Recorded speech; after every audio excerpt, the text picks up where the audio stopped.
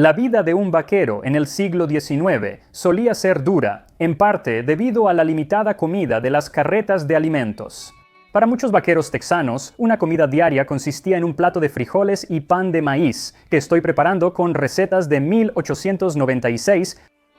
Gracias a Thrive Market por patrocinar este video mientras preparamos la cena para los vaqueros en Degustando Historia.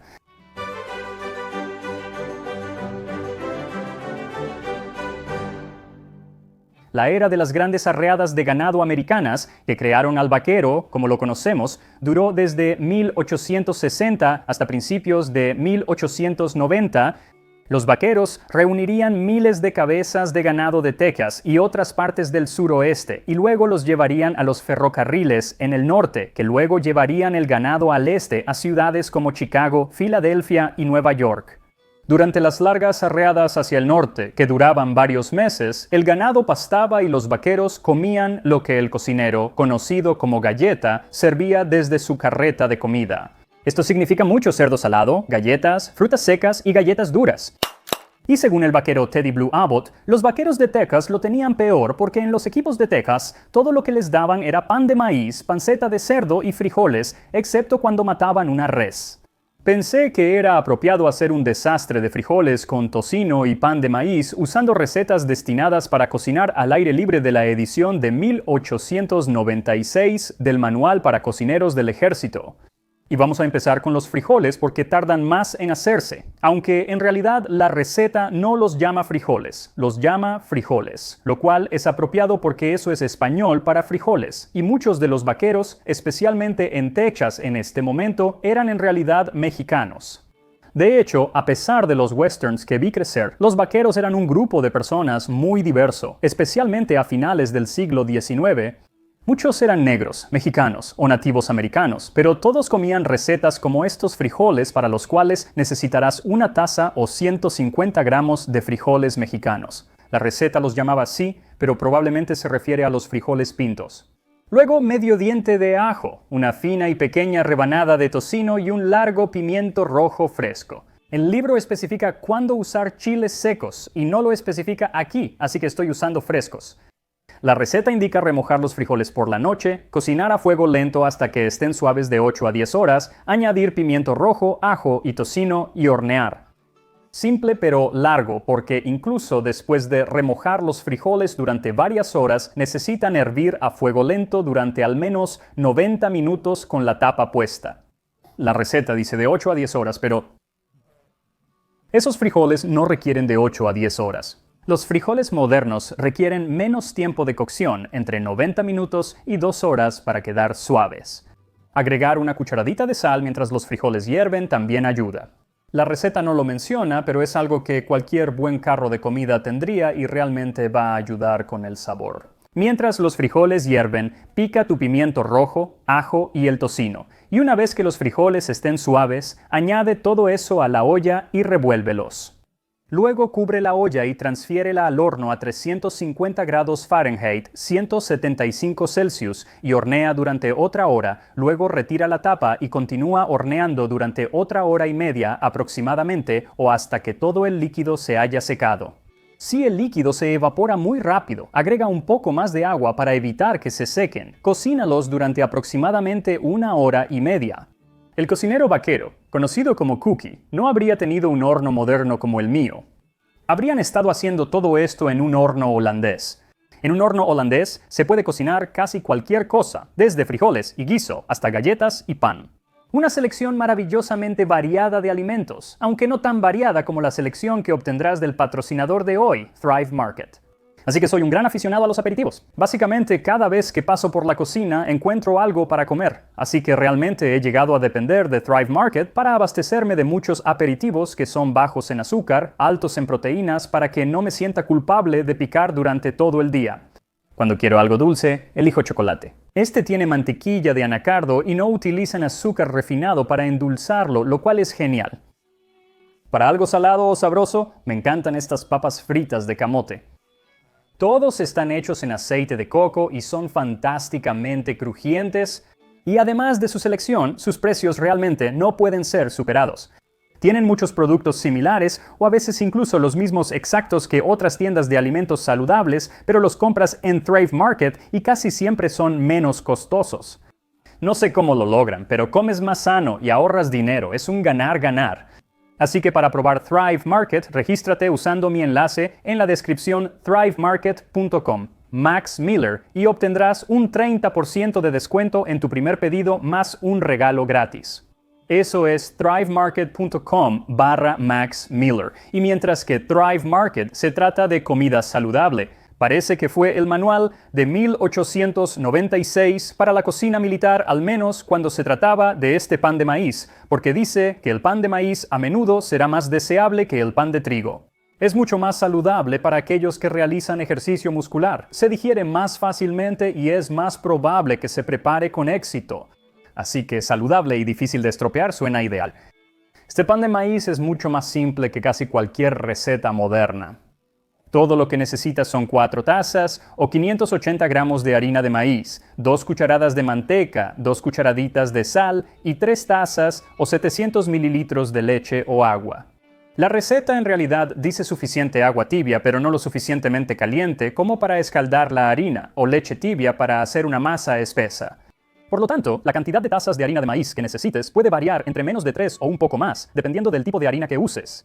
Así que esta receta muy básica dice que pongas la harina en un plato hondo, mezcla la sal, vierte suficiente agua tibia o leche para hacer una masa espesa. Al final añade la manteca derretida, bate bien y hornea en un molde bien engrasado en un horno rápido.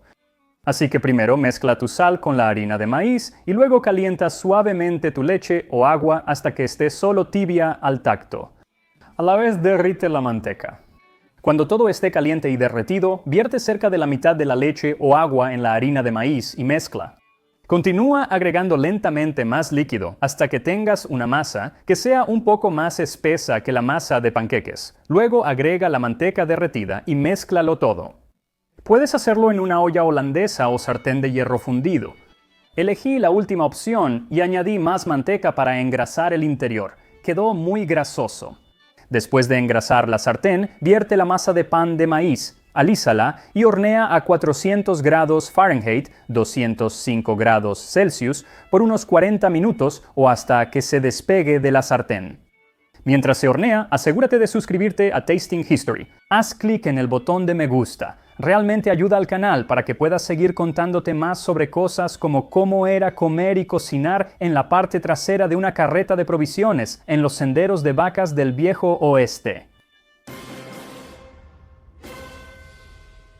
Los vaqueros no comenzaron en 1860 ni terminaron en 1890. Estuvieron presentes antes y después de eso, pero hubo ese periodo de 30 años más o menos, que fue la edad de oro de los vaqueros en el oeste americano, y cuando imaginas a los vaqueros, generalmente son personas de este periodo.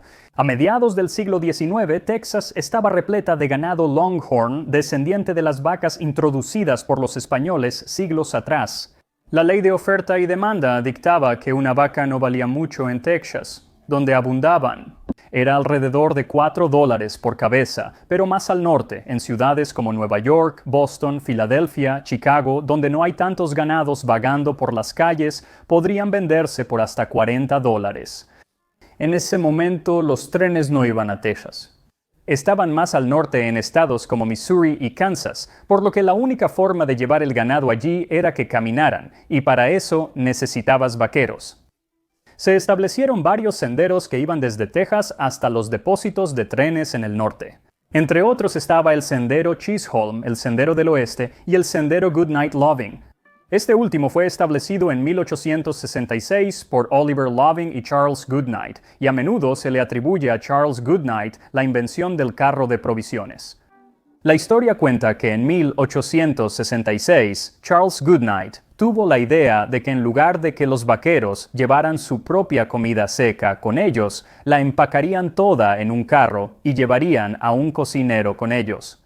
Consiguió un Studebaker usado en la Guerra Civil y lo adaptó con una caja de provisiones en la parte trasera, con cajones y estantes llenos de utensilios. La caja tenía una tapa abatible que servía como superficie de cocción. Debido a que Chuck significa comida, el carro se conoció como el carro de provisiones.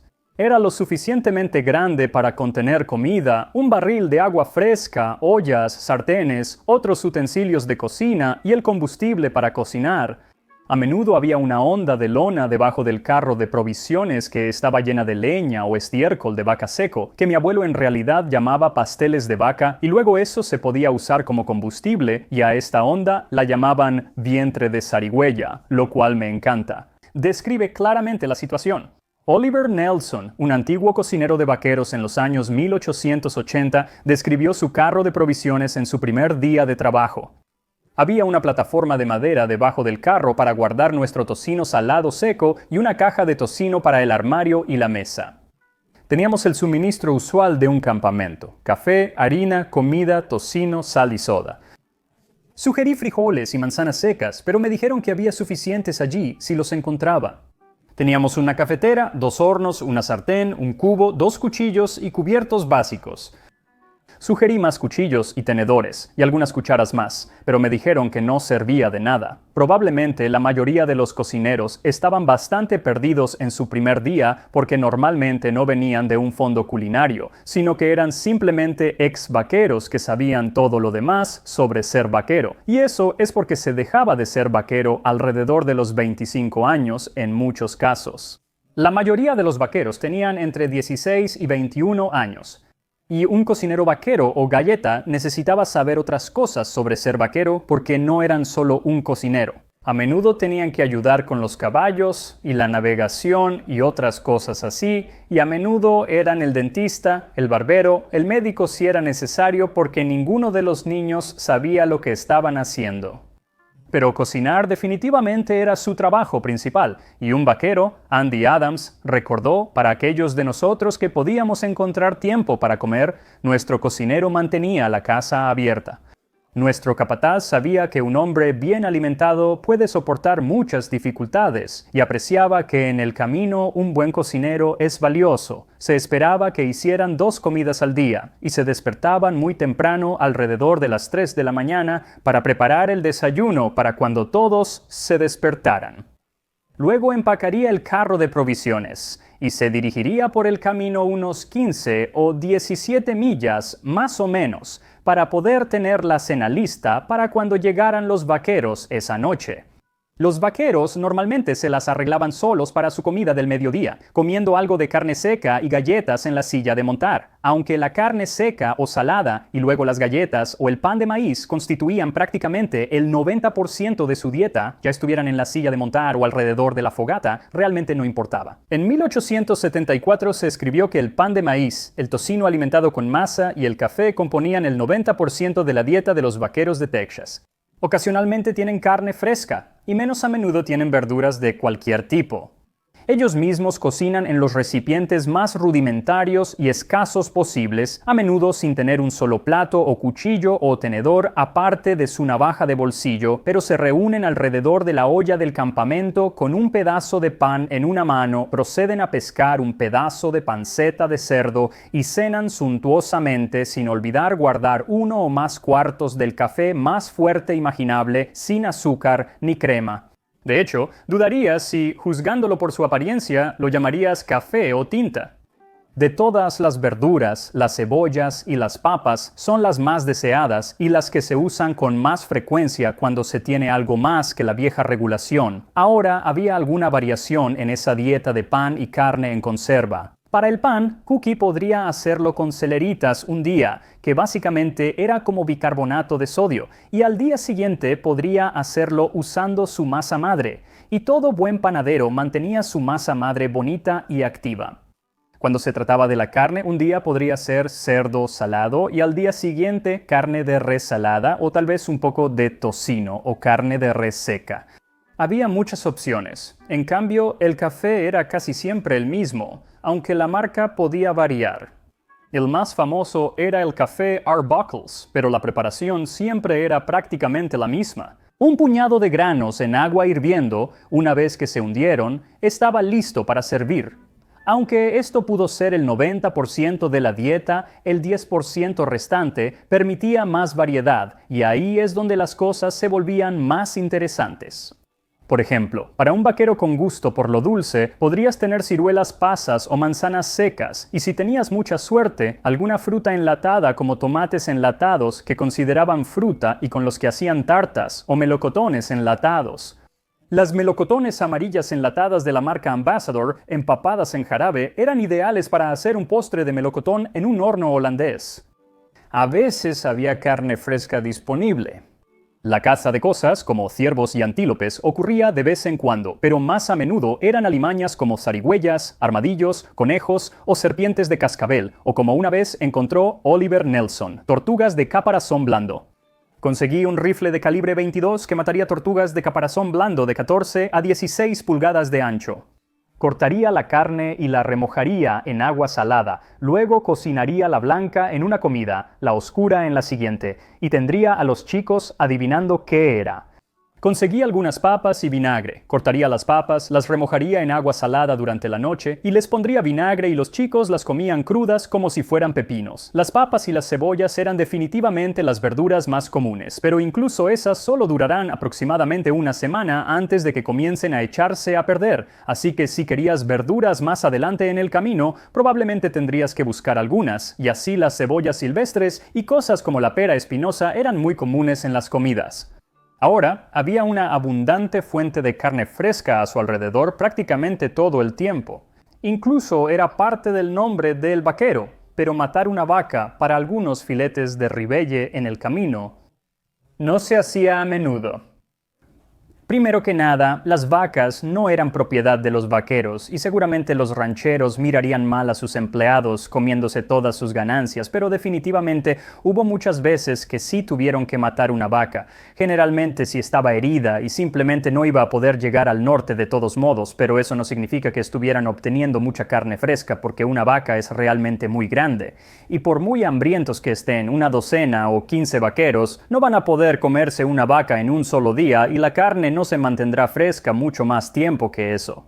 Así que en esas ocasiones en las que sí tenían que matar una vaca, realmente solo significaba que tenías unas pocas semanas de carne seca por delante. Cuando una vaca cayó en el campamento de Oliver Nelson, el jefe gritó: «¡Cocinero, ven a secar la carne!». Salí y corté la carne en tiras de 3 pulgadas de ancho por 1 de grosor. Luego estiré cuerdas desde los postes, colgué las tiras para secarlas y construí una fogata para mantener alejadas las moscas. Freímos esta carne seca en cebo y la comimos seca, pero algunos cocineros la hervían, la espesaban con harina y la sazonaban con sal y mucho pimienta para hacer un plato llamado jowler que se decía que era muy fino, aunque había partes de una vaca que realmente no se prestaban para secarse y hacer carne seca, y eso era carne de órganos. Cosas como los cerebros y el hígado y los riñones y los pulmones y todo eso se podían recoger el primer día y convertir en algo que llamaban guiso de hijo de perra. Luego había otra pieza de carne fresca que se podía obtener que en realidad no requería el sacrificio de la vaca. Verás, los testículos de toro, también conocidos como ostras, se tomaban sin ceremonias del pobre toro para convertirlos en un buey. Algo que ese cocinero, Oliver Nelson, aprendió en el trabajo. Aún desconocía los detalles sobre la cocina del campamento de vacas. La manada contaba con cerca de 800 toros, de 1, 2 y 3 años de edad. Un día, Henry trajo un montón de recortes del corral de toros y los vertió en mi palangana. Lo regañé y los tiré en el arroyo. Durante la cena, los chicos preguntaron: «Henry, ¿dónde están las ostras?». Casi me meto en problema. Les dije que nunca había escuchado sobre comer algo así. Creí que Henry trataba de engañarme. «Cocinaré lo que traigas para comer, solo déjame participar». Hubo algunas palabras amargas, pero cenamos nuestro tocino. Al día siguiente tuvimos una gran fritura de ostras que duró 4 semanas. Ahora, nunca he tenido una ostra de vaquero, también conocida como ostra de las montañas rocosas, pero apuesto que uno o más de ustedes, mi audiencia, han probado estas cosas y me encantaría escuchar sobre el sabor y en realidad aún más sobre la textura de un testículo de toro cocido. Curioso, no necesariamente lo suficientemente curioso como para probarlos pronto, pero ya sabes, cuando has estado en el camino durante semanas, supongo que comerás prácticamente cualquier cosa. Por eso los vaqueros estaban tan emocionados cuando finalmente llegaban a uno de estos pueblos de vacas a lo largo de su camino o a la gran ciudad, al final donde estaba el ferrocarril. Ciudades como Dodge City en Kansas. Allí podían visitar un salón y comer ostras reales y una saludable zarzaparilla. De hecho, ya he cubierto lo que comían en los salones del viejo oeste, así que me aseguraré de que ese video aparezca después de este. Sin embargo, esta ardua vida no era para todos. No habría sido para mí, te lo puedo decir. Así que si buscas algo un poco más cómodo, entonces querrías dejar la vida de vaquero en Texas y dirigirte al norte a Montana, porque según muchas fuentes de los 1870 y 80, los vaqueros en Montana vivían a lo grande. Durante los últimos días he estado arreando vacas con los vaqueros del norte de Montana. Eso es lo que ellos llaman arrear vacas, pero un veterano vaquero de Texas lo llamaría hacer un picnic. Este vaquero de Texas dijo que los chicos de Montana generalmente terminaban de trabajar alrededor del mediodía y luego simplemente se tumbaban en sus tiendas palaciegas para leer novelas y apostar. Dice que trabajan tan poco que cuando un vaquero de Montana regresa de un rodeo, sus caballos aún están gordos. Pero en realidad no fue el tiempo libre lo que le impresionó, sino la comida. Vive mientras estos vaqueros viven más alto que nadie. Tienen todo para comer lo que el dinero puede comprar y un cocinero con una gorra de papel para prepararlo. El cocinero es tan ordenado y educado que lo comerías si tuvieras mucha hambre, pero de hecho no creo que se opondría si intentaras hacerlo. Es muy educado y complaciente para oponerse a lo que desees hacer. Siempre tienen carne fresca. Un hombre sacrifica un buey, conserva un cuarto y vende el resto a los grupos cercanos. Eso no es extraño. Recuerda que un buey aquí vale alrededor de $80. En 1885, Teddy Blue Abbott, quien había sido un vaquero en todo el oeste, trabajó un tiempo en el rodeo McGuinness en el rancho DHS en Montana y quedó encantado con la comida. Nunca había visto una comida tan maravillosa como la que tenían en el DHS. Tenían tomates y melocotones enlatados todo el tiempo, mientras que las manzanas secas y las ciruelas pasas eran lo mejor que podías conseguir en la mayoría de los equipos de vaqueros, con suerte.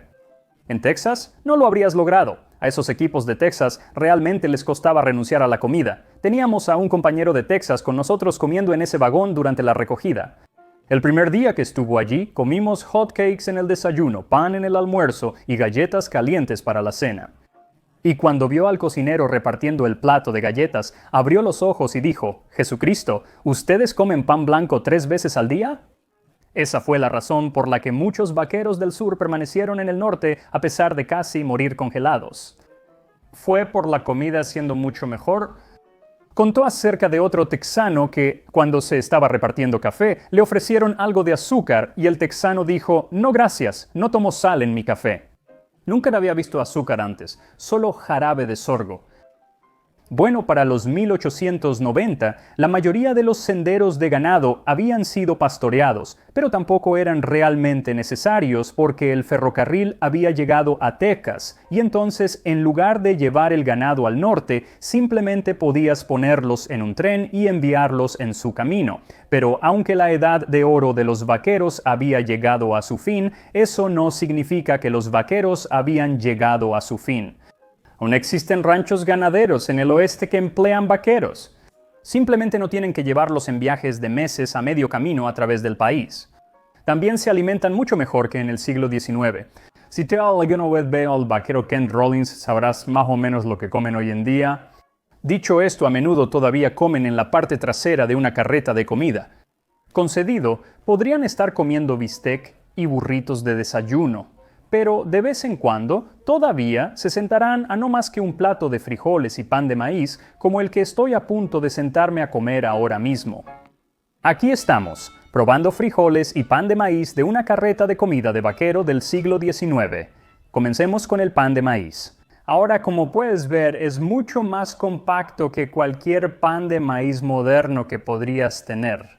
Hoy en día, muchas veces endulzan el pan de maíz, pero incluso en los tipos no endulzados generalmente agregarán un poco de bicarbonato de sodio o algo para darle un poco de levadura porque esto es nada más que aquí vamos, aunque huele bien. Sí, bastante malditamente denso. Quiero decir, sabroso, pero denso. Espero que vaya bien con los frijoles, que los suavizarán un poco. Déjame probar algunos de los frijoles.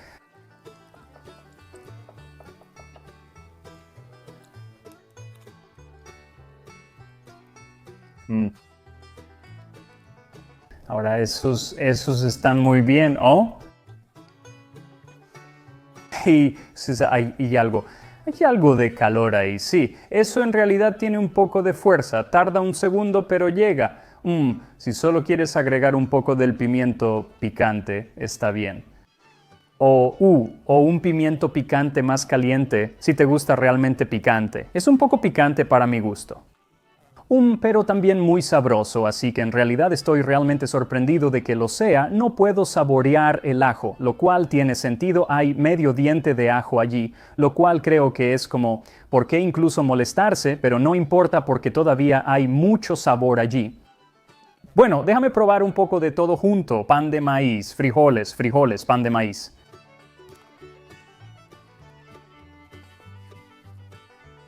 Así es como se hace.